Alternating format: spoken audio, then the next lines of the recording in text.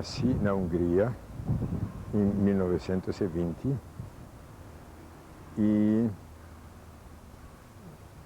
numa cidade menor, não em Budapeste. E naquela época, ainda nessa cidade, não tinha um colégio regular. Então, meus pais queriam dar uma formação melhor e me mandaram a uma cidade maior, universitária. Tinha vários colégios, entre outros, o Colégio dos Jesuítas. E me mandaram nesse colégio. Então, lá estudei. E, no fim, mais ou menos o penúltimo ano, pensando o que eu vou ser, o que eu vou fazer na minha vida, eu decidi, graças a Deus, que eu vou ser jesuíta. Isto é, me atirou e gostei da maneira dos professores que nos trataram com certa liberdade, ao mesmo tempo seriedade no estudo, dos melhores colégios também do país.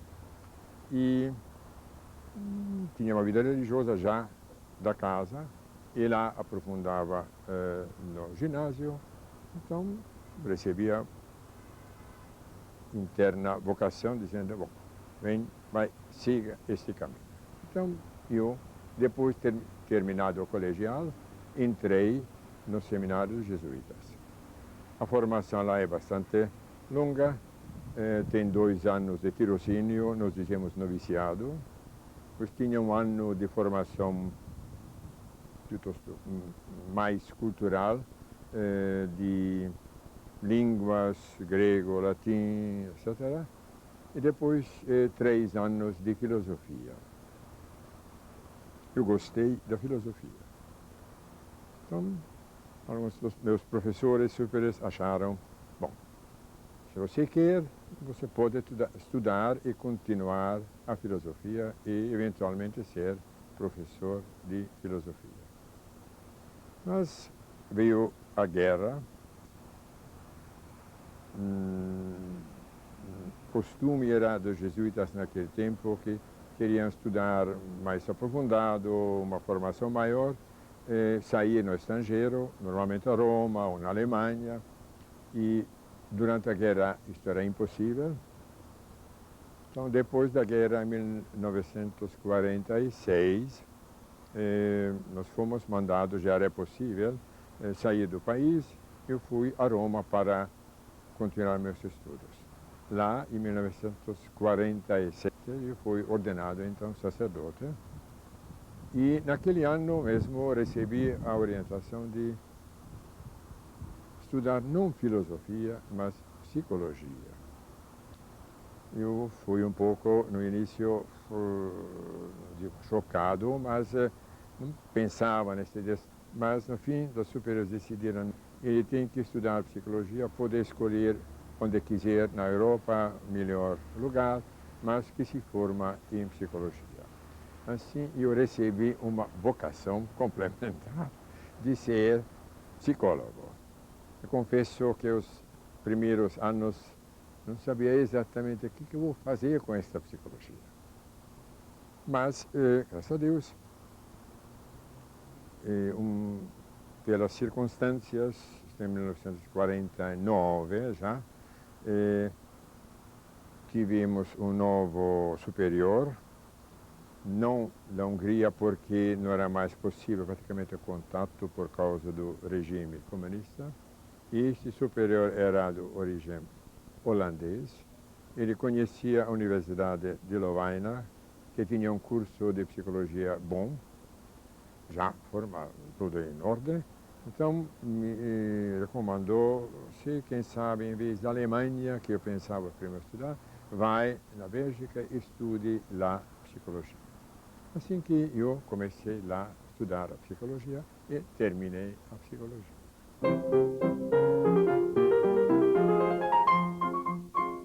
Na Bélgica, minha ideia era, antes de tudo, terminar, se era possível, mais rapidamente a psicologia, porque já tinha, naquela época, comecei a psicologia com 29 anos. E tive facilidade porque tinha os 3 anos de filosofia, uma certa facilidade, algumas dispensas de algumas matérias, e teoria poderia ter terminado todo o curso de psicologia básico normal, em vez de 4 anos naquela época, em 3 anos. E no fim eu consegui terminar em 2 anos, porque era possível, se conseguir escolher matérias optativas, tudo, consegui. E o único trabalho fora dos estágios ou pesquisas foi 3 ou 4 meses, mais ou menos, no hospital psiquiátrico da Universidade de Lovaina, onde fiz um estágio prático. Mas eu não trabalhei na Bélgica em psicologia. Depois tive ainda 2 anos e meio, quase 5 anos em tudo, para fazer o doutorado. Isto é, 2 anos e pouco de curso regular. Então, quando terminei os estudos, em 54, portanto, tudo eram 5 anos, não pude voltar à Hungria, porque era impossível. Então, os superiores disseram, vem ao Brasil. Então, assim que eu cheguei ao Brasil.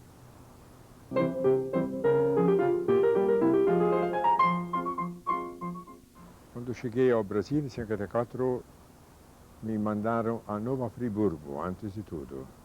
A Nova Friburgo, naquela época, era o seminário, uma escola superior para a formação dos jovens jesuítas brasileiros. Eles fizeram o curso superior de filosofia. Mas, na minha época já, na Hungria também, aqui também, além da filosofia propriamente dita, eles tinham outras matérias, por exemplo, psicologia experimental, como nós dissemos. Então, eu fui lá para lecionar, diria hoje, antropologia filosófica e psicologia experimental. E isso era fácil porque eu cheguei ao Brasil sem saber português. Eu não tive tempo, porque terminar o doutorado era bastante difícil para terminar tudo em tempo. Então, cheguei e a vantagem era a antropologia filosófica e eu pude lecionar em latim. E os jovens sabiam tanto, por ser mais latim do que eu. E a parte de psicologia experimental eu tentei dar em francês, porque como eu estudei na Bélgica, era uma língua, e eles se entendiam, porque eles fizeram, muitos deles, as línguas neolatinas aqui na PUC ou nas outras universidades brasileiras. Portanto, era uma comunicação. Então lá eu trabalhei 3 anos, e durante esse período, já nos primeiros dias livres, feriados, tentei entrar em contato com os psicólogos do Brasil. Então, desci ao Rio, fui a São Paulo, conversando com os professores, e os jesuítas brasileiros também me conheciam. E depois de 3 anos, querendo o reitor Padre Alonso da universidade reformular um pouco a psicologia, trazer a psicologia aqui ao campus atual da universidade. Então me pediu se eu não podia pegar a direção do curso de psicologia que já existia antes de mim. Então eu aceitei e deixei Friburgo. Voltei ainda para lecionar durante 3 anos, mas efetivamente eu comecei a trabalhar a PUC no Rio de Janeiro.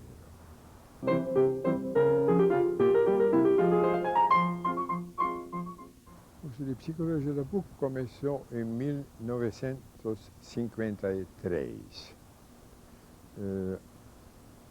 Naquela época não era fácil começar um curso novo, porque toda a vida universitária era regulamentada, as condições, os cursos, as matérias que tinha que lecionar, mas tinha um grupo de professores que achavam que seria bom começar um curso de psicologia. Nominalmente eram 3 que formaram uma comissão: o professor Barreto Filho, que era o catedrático de psicologia de educação na PUC, professor Gilbert Barbosa Torres, que era um psiquiatra, e o terceiro, o professor Hans Lippmann, que era de formação de filosofia, filósofo e de serviço social, Então, eles três decidiram que era tempo começar um curso de psicologia universitária, mas que não podia ser um curso regular porque a profissão não era regulamentada. Todos os outros cursos da universidade se transferiram em 55 ao campus atual e este curso ficava fora. Então, incomodava um pouco o reitor daquele tempo, o Padre Alonso. Então, eu, em 57, depois de 3 anos, aceitei este curso e cheguei reformulando e começou um curso um pouco diferentemente estruturado, mais amplo, e de 4 anos, propriamente de psicologia. Eu comecei o curso em 1956, na Santa Casa. É um curso organizado pelo professor Lippmann. Quando nós começamos, ele se denominava curso de psicologia filiado à Pontifícia Universidade Católica do Rio de Janeiro. Quando nós fomos transferidos, eu não senti absolutamente nenhuma diferença, né? No nível, né, do curso. Era como se ele tivesse continuado. Evidentemente, nós já tínhamos toda a parte teórica mais ampla e fomos, então, quase chegando para a formação profissional.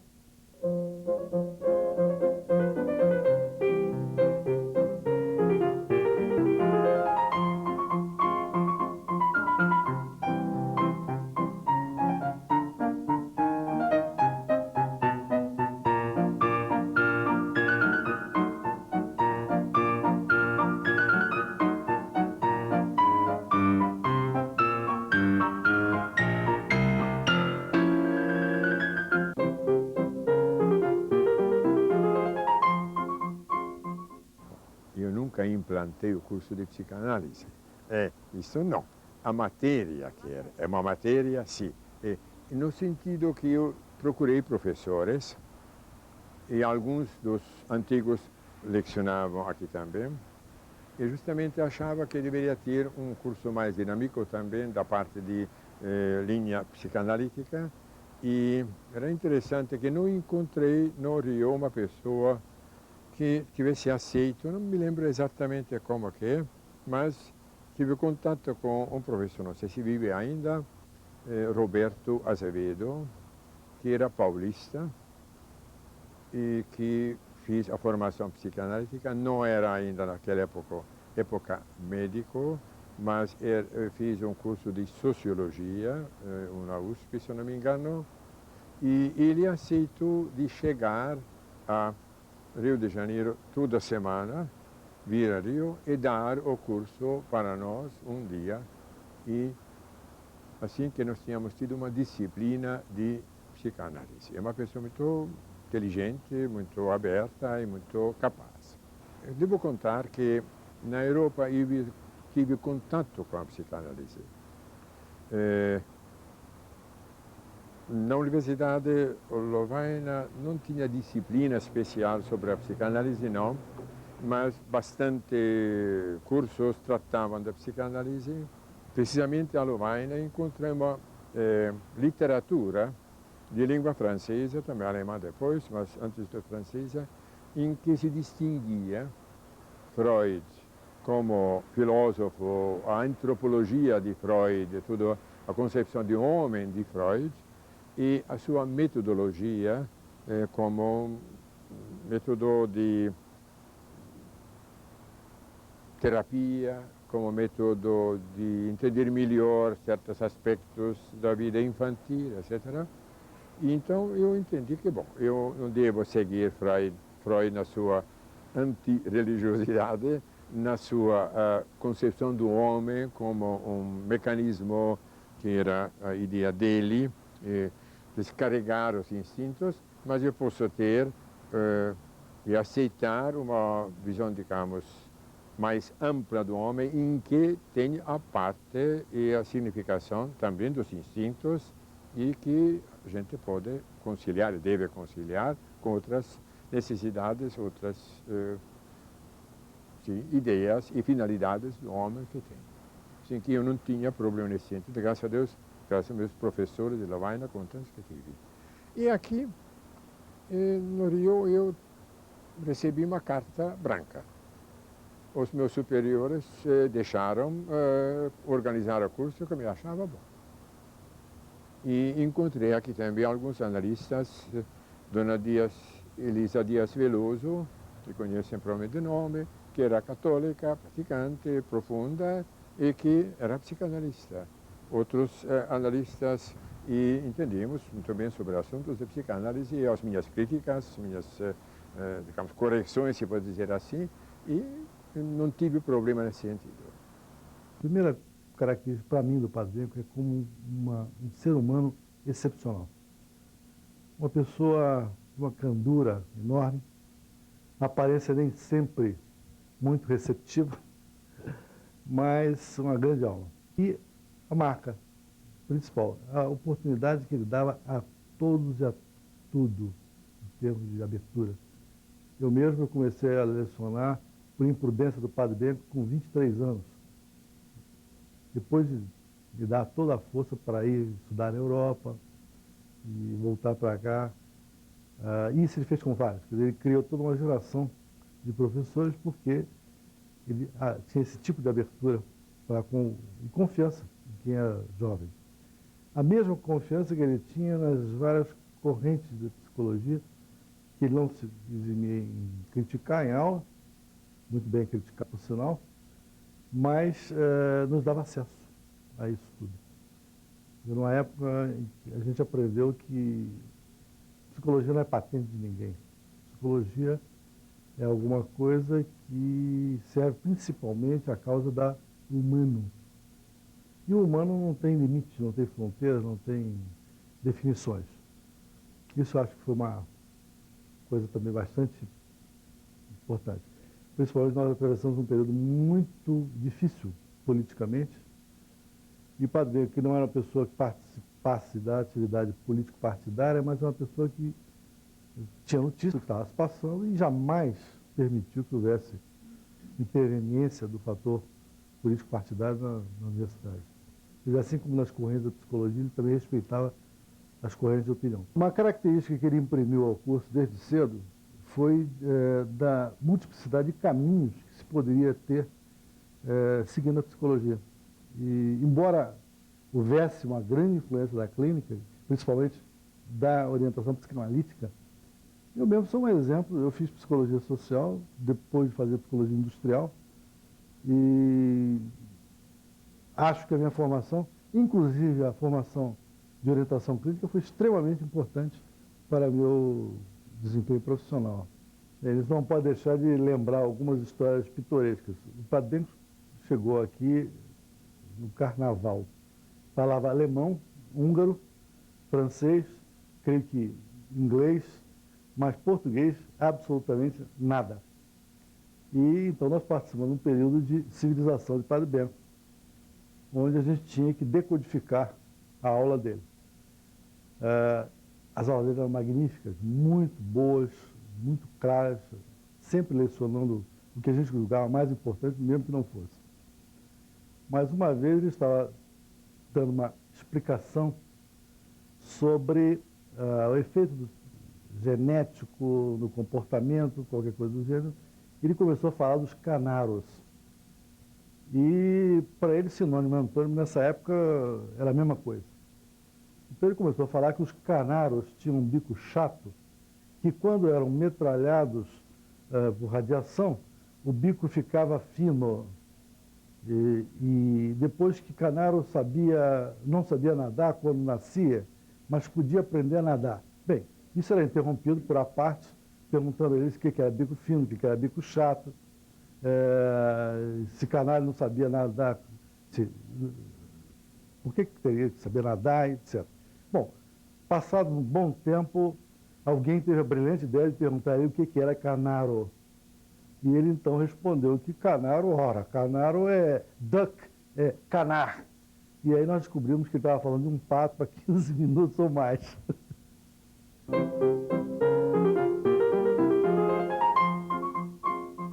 A ideia de fórum, creio que eu peguei de São Paulo. Se não me engano, lá que eu vi, junto com o professor em Zoase ou na Universidade de São Paulo, a ideia de um fórum que eles realizaram, uma espécie de fórum de antropologia, as concepções do homem e na vida moderna, do ponto de vista analítico. Então, eu achava que seria interessante também no Rio realizar isso e convidei, exatamente, a ideia era sempre, digamos, não dois expositores opostos, ao menos de linhas diferentes, sobre assuntos exatamente, sobre a psicologia, sobre a concepção do homem, sobre liberdade e a psicologia, esses assuntos, e, graças a Deus, pelos contatos que eu tive anteriormente com os psicólogos ou professores das universidades, saiu, se me parece, muito bem.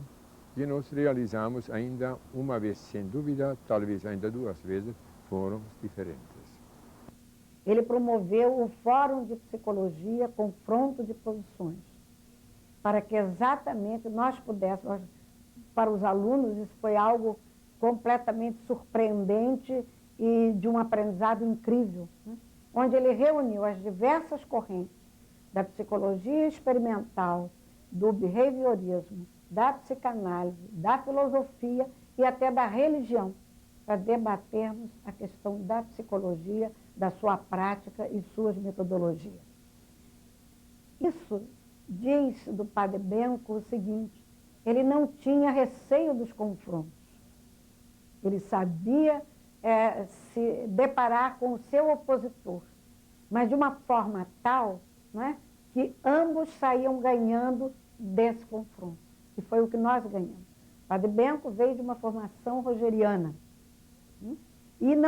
E chegando aqui, compreendendo todo o desenvolvimento da psicologia aqui, não teve a menor hesitação em convidar um psicanalista para ser o supervisor e aquele colaborador até da implantação da clínica de prática psicológica que nós tínhamos dentro da PUC.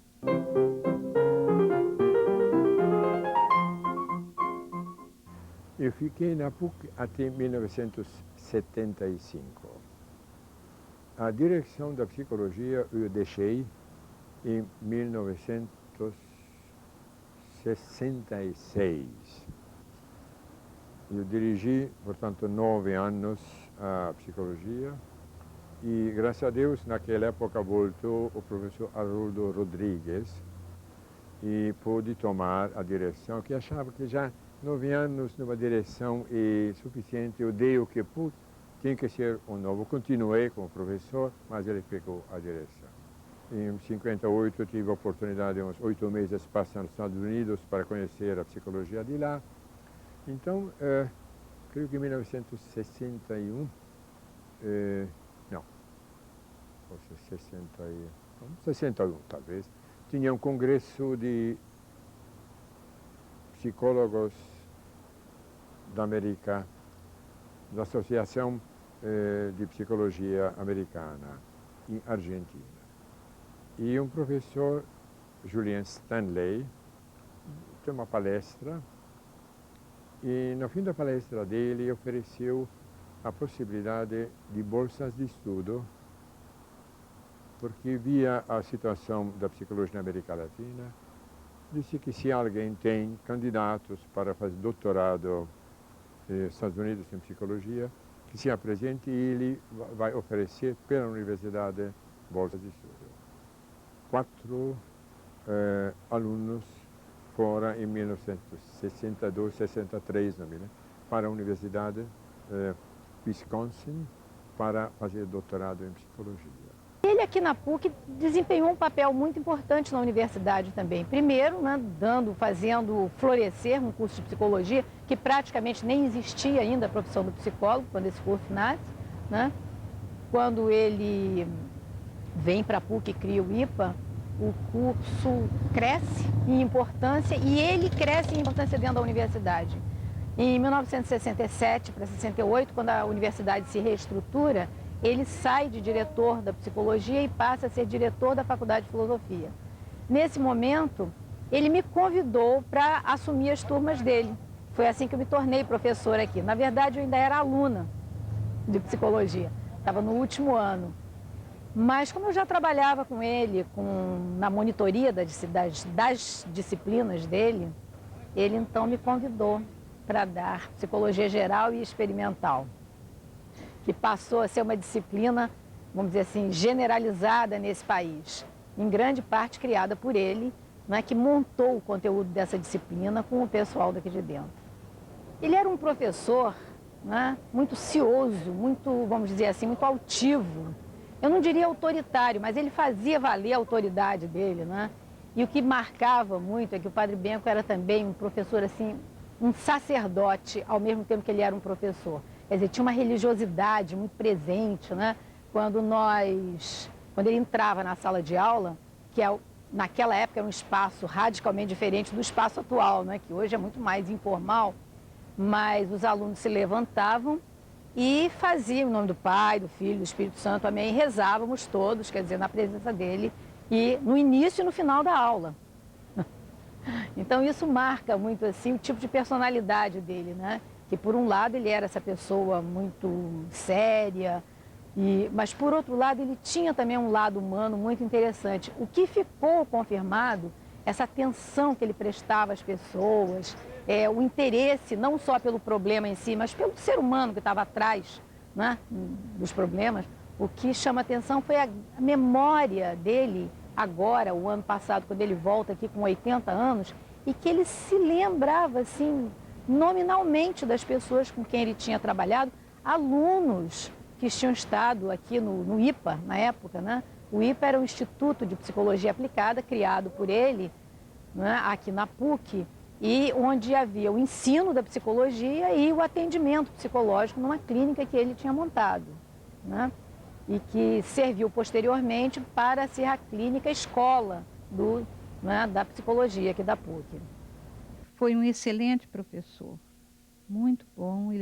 Eu tive várias matérias com ele e o curso de orientação educacional foi um curso de pós-graduação extremamente especializado, com várias matérias, várias cadeiras de psicologia, com inovações, por exemplo, como testes, como entrevistas, que na época não se falava muito em técnicas de entrevista, nós já dávamos isso no curso de orientação educacional. O curso era um curso assim, extremamente abrangente. E o Padre Benco, como professor, ele abria assim, um leque de conhecimento muito amplo para o professor e, em especial, para o orientador educacional, que estava começando essa profissão no Brasil na época. A PUC, 1960, ela estava dando o segundo grupo, o segundo curso. Eu fiz parte do segundo grupo de alunos do curso de orientação educacional, porque eu vim de Curitiba já com a graduação em pedagogia, para fazer o curso aqui e levar o curso lá para a nossa faculdade, para a PUC de Curitiba. E nessa época nós tivemos assim, uma relação muito estreita de aluna, professor, com ele, com os outros professores do curso. Eu voltei 2 anos depois para fazer psicologia.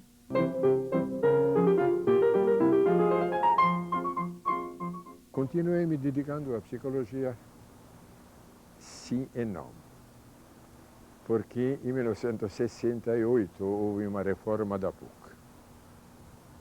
67 que começamos, uma reforma grande, em que introduzimos o sistema de departamentos, sistema de créditos, e para suprir alguns defeitos e dificuldades de professores que lecionavam já há alguns anos na universidade, mas não tinham tido sair para o estrangeiro, fazer doutorado.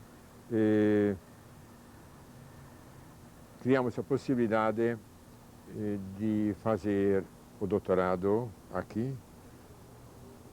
E Maria Helena Novaes, professora Maria Helena Novaes, foi uma daquelas que aceitou esta oportunidade. Padre Benco foi não só, ele acompanhou como orientação, que a minha orientação foi do professor Haroldo Rodrigues, mas ele foi realmente quem me incentivou a fazer esse doutorado. Porque na PUC nós estávamos já com a parte do credenciamento todo pronto do curso, e justamente a parte de doutores era muito importante. Então havia um artigo realmente na PUC que você, como tendo notório saber, prática muito grande de academia, curso de especialização, mestrado e tal, você podia então fazer o seu doutorado. E foi o Padre Benco que disse: senhora, ele só falava assim para a gente: senhora, tem que fazer isso como honra. Falei: Padre Benco, eu não aguento mais. Não, senhora, tem que fazer mesmo. E foi ele que, de certa forma, me deu esse impulso, esse estímulo e acompanhou minha trajetória acadêmica, foi muito acompanhado. Foi ele que me chamou para trabalhar na PUC. Eu vim da Geneve, quando eu tinha feito meu curso lá de especialização com Piaget, e foi o Padre Benco que me chamou. Não, Liliana, você vem porque você vai fazer essa grande contribuição e tal, e lá fiquei.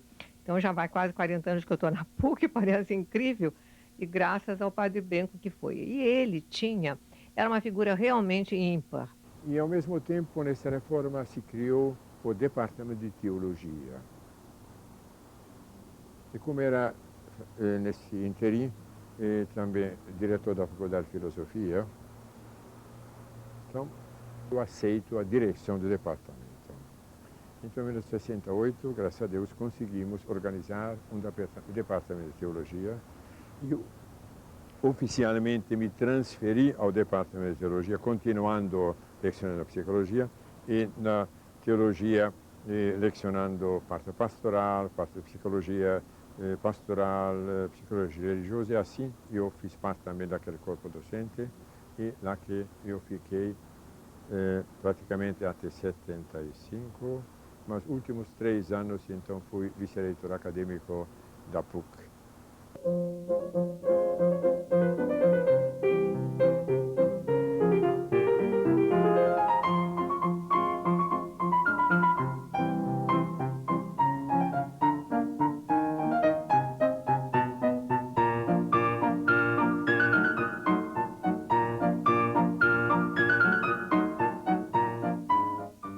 Meu nome é Daniele, eu estou no 10º período do curso de Psicologia e faço estágio aqui no SPA supervisionado. Você sabe como surgiu o COP?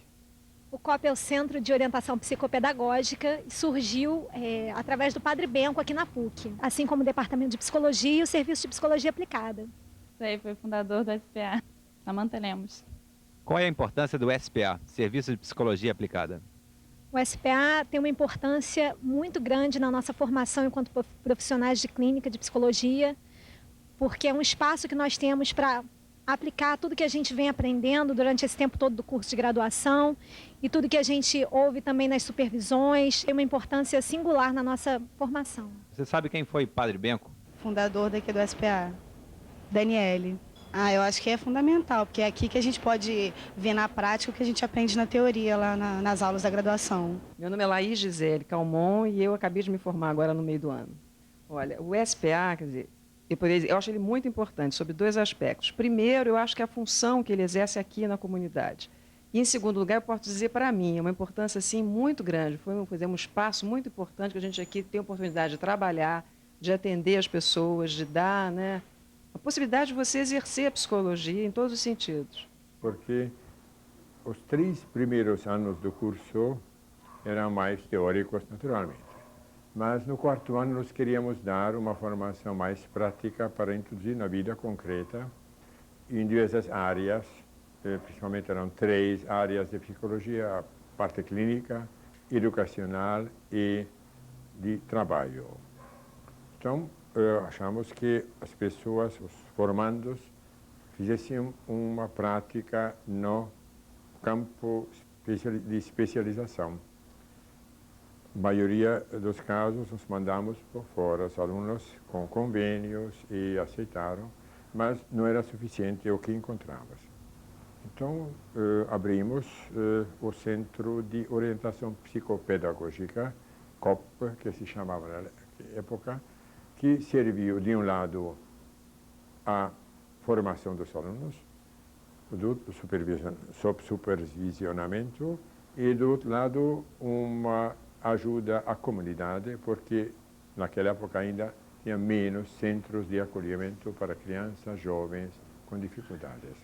E neste ponto nos ajudou muito no Brasil a COJ, o Centro de Orientação Juvenil, com Dona Elisa Veloso, sua equipe, e talvez a minha experiência também nos Estados Unidos, aqueles 8 meses que eu passei, e que eu vi que quase todas as universidades, na formação de psicólogos, tinham seus centros de aplicação concreta, onde poderiam alunos estagiar sob supervisão. Assim que abriu, e graças a Deus, começamos já multidisciplinarmente, no sentido, desde o início, um assistente social, um médico psiquiatra e 1 ou 2 psicólogos e 4, 5, 6 alunos conforme a possibilidade. Minha prática se deu dentro do Instituto de Pesquisas, mas não deixei de também ter alguma prática dentro do que posteriormente seria o SPA, né? Que era o Centro de Orientação Psicopedagógica, né? Que foi criado, na verdade, no meu tempo, para nós, né? Que foi a Dona Elisa, a Terezinha, tinha a Neide Guedes, que eram pessoas oriundas, que tinham, inclusive, eram profissionais do Centro de Orientação Juvenil. Na verdade, a PUC reuniu o que de melhor havia, né, no campo da psicologia, naquele momento, no Rio de Janeiro, e não apenas no Rio de Janeiro, porque o professor Roberto Azevedo veio de São Paulo. Meu primeiro encontro, Terezinha, com o Padre Benco, foi quando ele me procurou para que a Escola Guatemala abrisse estágio para os cursos de psicologia. Mas anterior a isto, o Padre Benco tinha muito contato comigo através de Dona Elisa, do COJ, do Centro de Orientação Juvenil, porque com a criação dos cursos de psicologia, o Ministério da Educação nomeou uma comissão para estudar todas as pessoas que trabalhavam em instituições psicológicas para que fossem credenciadas como psicólogo. E o Padre Benco fez parte dessa comissão, né? Com a criação dos cursos, o Padre Benco, então, começou a nos procurar de outra forma, já para a atividade na PUC como professora, tendo em vista a experiência do Centro de Orientação Juvenil e da Escola Guatemala. Eu acho que a importância, primeiro, é a personalidade dele e a capacidade que ele tinha de relacionamento e o conhecimento, a competência, né? Ele conseguiu integrar tudo isso no relacionamento com as pessoas mais diferenciadas, inclusive as pessoas que não tinham uma filosofia materialista, né? Mas isso não importava para ele. O importante era o trabalho conjunto e a complementação de cada um. Então, para mim, Padre Benco é uma referência de equilíbrio. Como é que a pessoa pode ser tão ele, mas respeitar tanto o outro?